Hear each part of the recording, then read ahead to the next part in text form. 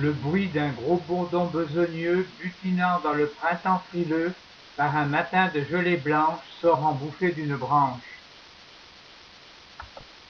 Le printemps commence à renaître. Une reine des bourdons terrestres, affamée par sa longue diète, se gave du suc des violettes.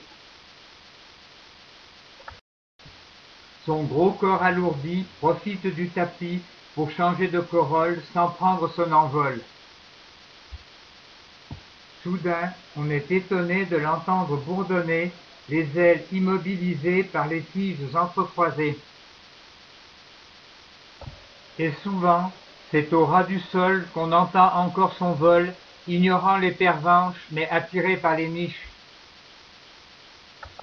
Dans un très vieux trou de souris, elle va former une colonie d'où naîtra une ouvrière pour chaque fleur de la jachère. Et voilà les 100 bourdons farouches à l'unique belle mouche pour porter le joli flambeau dans la friche de Monsieur Rimbaud.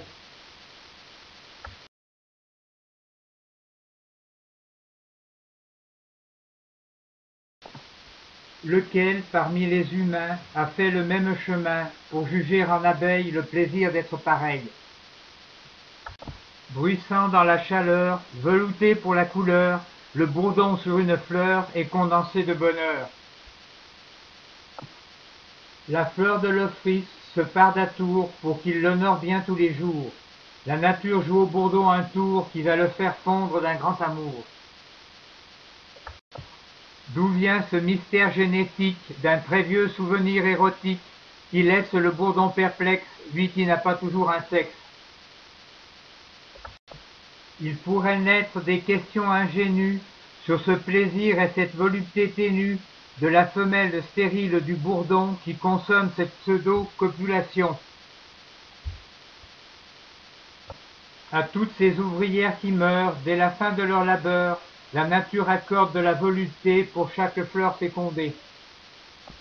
Les fleurs sont des sirènes dont le chant de pollen affole le luron qui dort dans le bourdon. Un bourdon de velours, tout vrombissant d'amour, a tôt fait d'être aimé par une belle parfumée. Dans un toboggan, il glisse tout le long d'un calice, où il pense trouver au fond un plaisir rare et bon. En tombant dans cette mine, un frétillement d'étamines génère de beaux chatouillis lui promettant le paradis. Un gros nuage de pollen monte contre son abdomen, étouffé, il en éternue et se raidit dans les nues.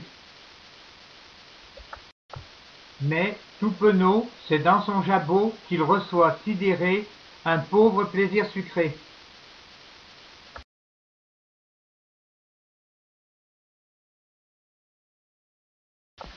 Il est gros comme une mouche, mais d'une virtuosité manouche, ce bourdon au vol polymorphe qui fit d'art la baguette de Korsakov. Ce n'est pas un bourdonneur qui visite chaque fleur, mais un courrier tournoyant au message terrifiant. Pour l'entendre, il faudrait harnailler comme autrefois dans le poulailler ces irritables bourdons jaunes qu'on appelait toujours des taunes. Depuis le temps qu'a disparu le poulailler, que sont devenus tous ces guêpiers dont les ouvrières butinent encore, seul le vieux groseillier à fleurs.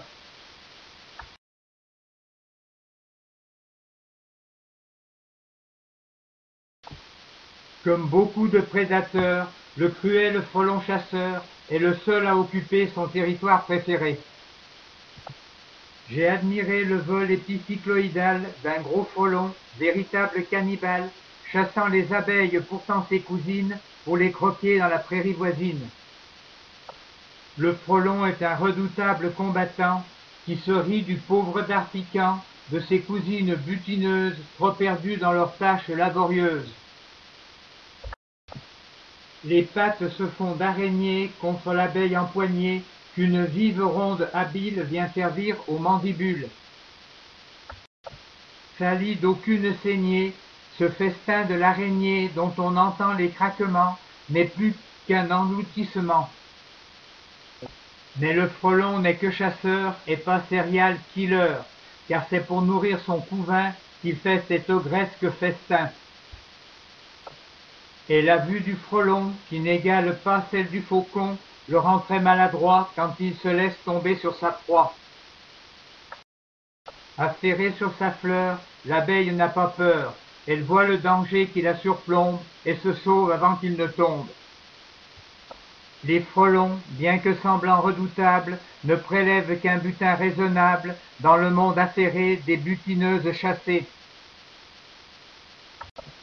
Cependant, j'ai vu les images extraordinaires de frelons asiatiques sanguinaires attaquant une ruche d'abeilles avec une dureté sans pareille.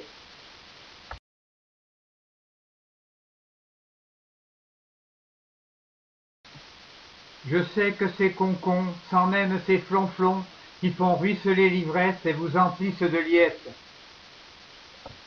J'enfante une ribambelle de quatrains, véritables orphelins, qui dansent sans musique comme les enfants d'un père trop pudique.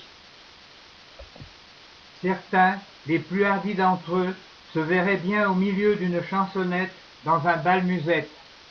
Mes vers seraient alors les troubadours d'un bien joli bal de cour où Sa Majesté la Science chaperonneraient toutes les danses.